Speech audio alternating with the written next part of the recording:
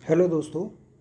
R O exam 2023 27 जुलाई को हो चुका है, जिसकी फ़ाइनल आंसर की भी आ चुकी है। अब आप लोग इसकी एक्सपेक्टेड कट ऑफ देख रहे होंगे।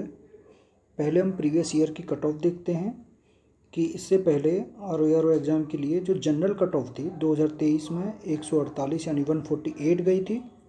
उसके बाद 2014 में 142 गई थी, 2016 में 129 गई थी, 2017 में 122 यानी 122 गई थी और 2021 में 115 गई थी। उसके बाद 2023 में आर ओ का एग्ज़ाम हुआ और इसमें जो एक्सपेक्टेड कट ऑफ रह सकती है, जो अब तक जैसा रिस्पॉन्स मिला है कैंडिडेट्स के द्वारा, उसमें जैसा पेपर आया था उसके हिसाब से जनरल की कट ऑफ एक्सपेक्टेड है ये 128 ±3 और EWS की कट ऑफ मतलब जनरल के बराबर ही लगभग रहती है वो। तो EWS की कट ऑफ 127 ±3 और OBC की कट ऑफ 125 ±3। इसी तरह से SC की कट ऑफ 120 ±3 और ST की कट ऑफ 115 ±3 तो रह सकती है।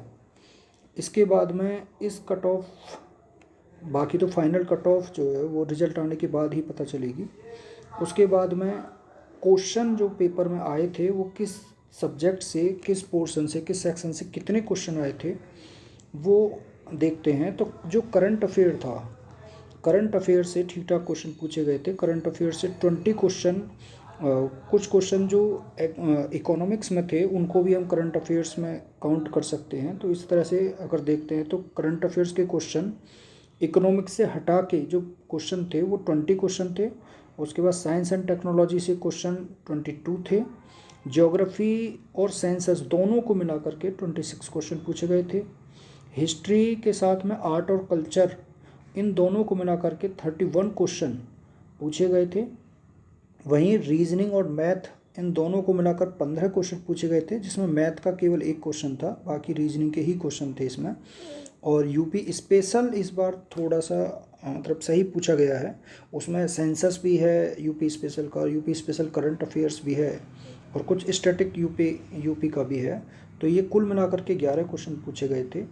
उसके बाद इकोनॉमिक्स के इसमें जो स्टैंडर्ड इकोनॉमिक्स है उसका 7 क्वेश्चन उसमें पूछे गए थे। कॉन्स्टिट्यूशन इस बार कम पूछा गया था, कॉन्स्टिट्यूशन के केवल 5 ही क्वेश्चन इसमें पूछे गए थे। और अगर हम कंप्यूटर की बात करते हैं तो कंप्यूटर के 3 क्वेश्चन इसमें पूछे गए थे। तो इस तरह से ये क्वेश्चन का एनालिसिस है कि कितने क्वेश्चन जो है वो पेपर में आए थे। उसके बाद में जो ऑब्जेक्शनेबल क्वेश्चन है जो अभी तक पता चला है, तो ज़्यादा क्वेश्चन तो है नहीं, मतलब 2-3 क्वेश्चन है जिन पे ऑब्जेक्शन जा सकता है। जैसे ये 19 क्वेश्चन है, भारत के निम्नलिखित में से कौन से राज्य में उच्चतम जनसंख्या घनत्व पाया जाता है। तो इसका आंसर जो आयोग ने दिया है वो उत्तर प्रदेश दिया है, जबकि इसका जो आंसर है वो बिहार होगा, क्योंकि बिहार में जो जनसंख्या घनत्व है वो 1106 व्यक्ति प्रति वर्ग मीटर है, जबकि उत्तर प्रदेश का जनसंख्या घनत्व 829 व्यक्ति प्रति वर्ग मीटर है। और वहीं इस एक क्वेश्चन ये है जिस पे ऑब्जेक्शन जा सकता है।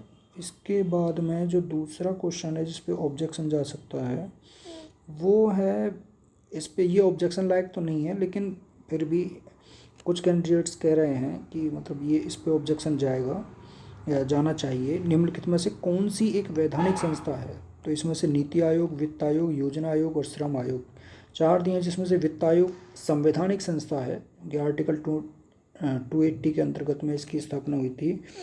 और जो श्रम आयोग है इसको लेकर के मतलब बता रहे हैं कि मतलब श्रम आयोग इसमें आंसर हो सकता है।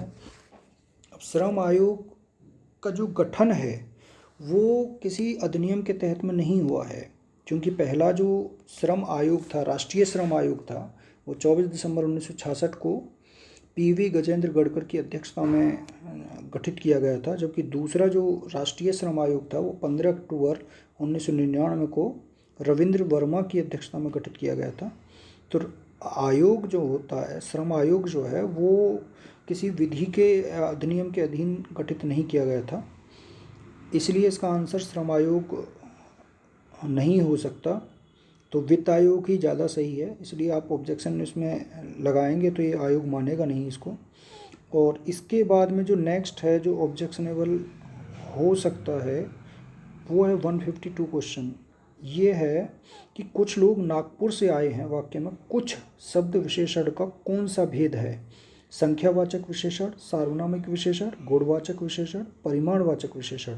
तो इसमें जो कुछ है वो संख्यावाचक विशेषण हो सकता है, क्योंकि संख्यावाचक में दो प्रकार के होते हैं, एक निश्चय संख्यावाचक, एक अनिश्चय संख्यावाचक। तो कुछ जो है वो अनिश्चय संख्यावाचक विशेषण होगा। तो इस तरह से आपके दो क्वेश्चन इसमें ज़्यादा हैं जो जिन पे ऑब्जेक्शन जा सकता है। बाकी आप कमेंट करके बताना कि कौन कौन से क्वेश्चन ऐसे आपकी नज़र में और हैं जिन पे ऑब्जेक्शन हो सकता है। Thank you so much video देखने के लिए, धन्यवाद।